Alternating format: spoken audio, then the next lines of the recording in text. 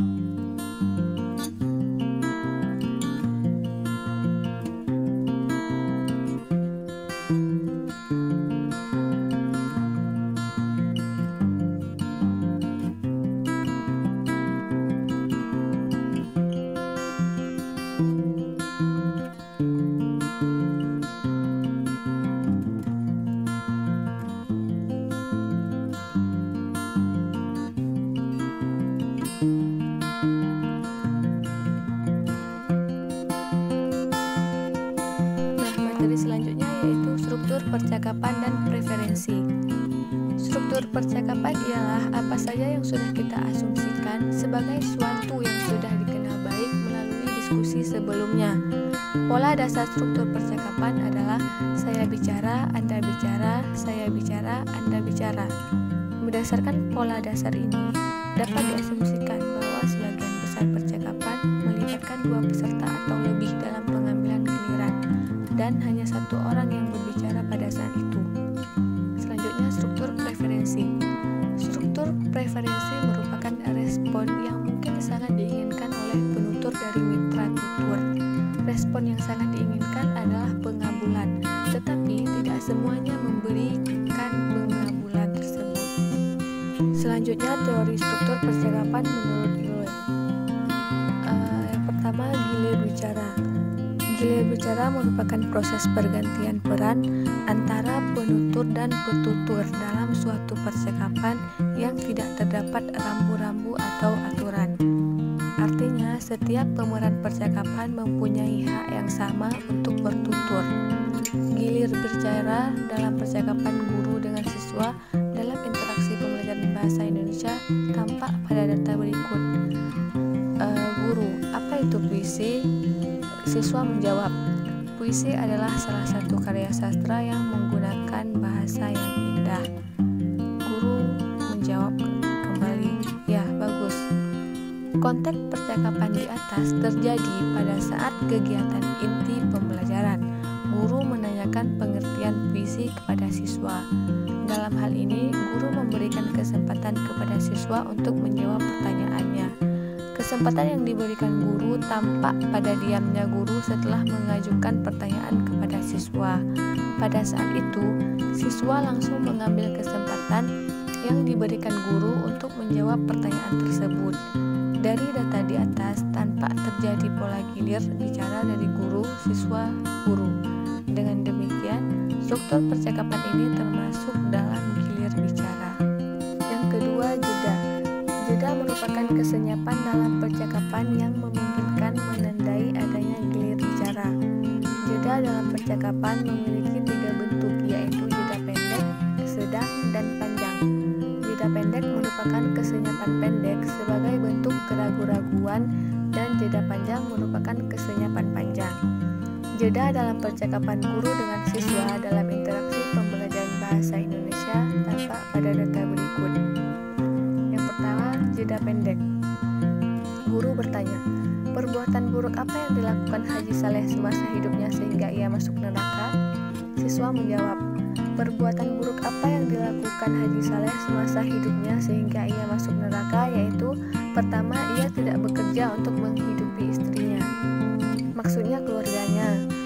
Kedua, dia tidak beramal dan hanya mementingkan dirinya saja. Konteks percakapan di atas terjadi pada kegiatan inti pembelajaran. Pada saat itu, kelompok satu yang baru selesai presentasi dan bertanya jawab dengan siswa antar kelompok. Kemudian, guru pun mengajukan pertanyaan kepada kelompok yang baru saja presentasi. Salah satu siswa langsung menjawab pertanyaan guru, namun memiliki keraguan-raguan di tengah tuturan. Keraguan-raguan itu ditandai dengan tanda pisah. Jeda terjadi setelah menuturkan kata istrinya dan kata tidak. Hal ini menunjukkan adanya jeda pendek selama 2 detik dalam percakapan itu. Yang kedua, jeda panjang. Guru, ada yang mau bertanya? Kalau ada yang mau bertanya silahkan.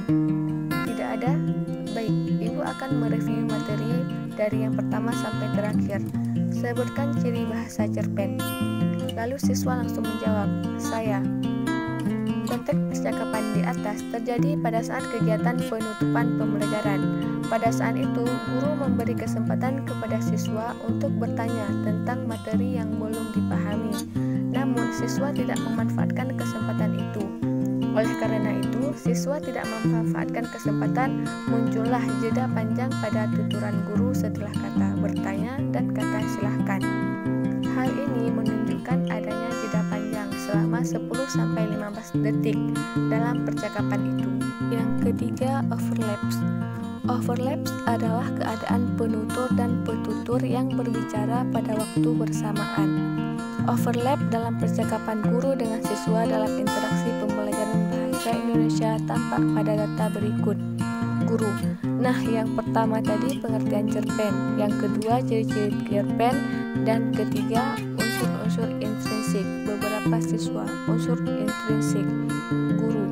Dan yang keempat adalah contoh cerpen. Beberapa siswa pun menjawab contoh cerpen.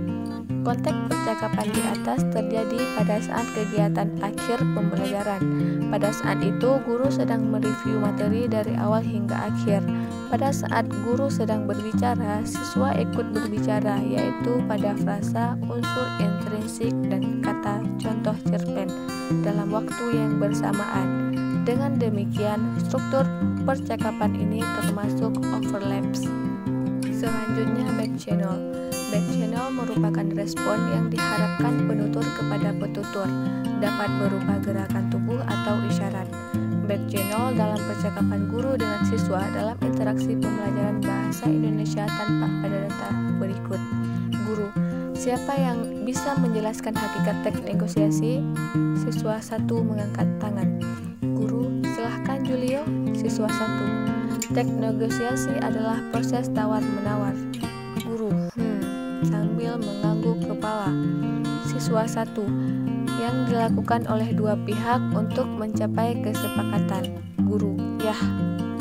Konteks percakapan di atas terjadi pada kegiatan pembukaan pembelajaran, yakni persepsi. Pada saat itu, guru menanyakan materi minggu lalu.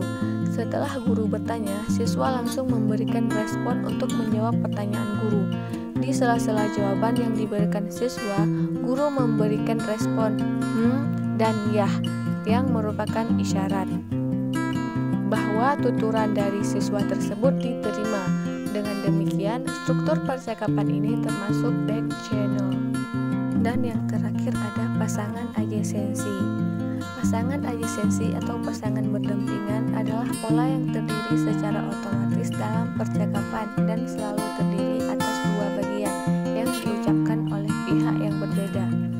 Pasangan adjasensi dalam percakapan guru dengan siswa dalam interaksi pembelajaran bahasa Indonesia tampak pada data berikut. Siswa, siap, hormat, selamat pagi Bu Guru. Guru menjawab, selamat pagi, silahkan duduk. Konteks percakapan di atas terjadi pada kegiatan pembukaan pembelajaran. Pada saat itu, guru masuk ke dalam kelas, lalu siswa menyambut kedatangan guru dengan memberikan salam kepada guru. Setelah siswa memberikan salam, tentu guru langsung merespon salam yang diberikan oleh siswa. Pemberian salam dan respon terhadap salam itu merupakan pasangan otomatis dalam percakapan. Dengan demikian, struktur percakapan ini termasuk pasangan adjasensi. Dalam struktur preferensi terdapat dua bagian, yakni tindakan sosial yang disukai dan tindakan sosial yang tidak disukai. Secara struktural, tindakan yang disukai diharapkan ada pada tindakan berikutnya. Bagian pertama, penilaian, ajakan, tawaran, proposal, dan permohonan. Contoh dari penilaian.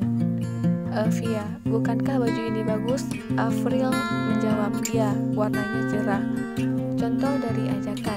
Sofia, ikutlah nanti malam di acara syukuran. Vivin menjawab, oh ya, nanti saya usahakan. Contoh dari tawaran. Apa kamu ingin makan bakso? Yuli menjawab, ya, boleh. Contoh dari proposal. Ana, mungkin aku tidak bisa datang. Dedi menjawab, baiklah. Contoh dari permohonan. Maria, bisakah kamu membantuku? Linia menjawab, tentu.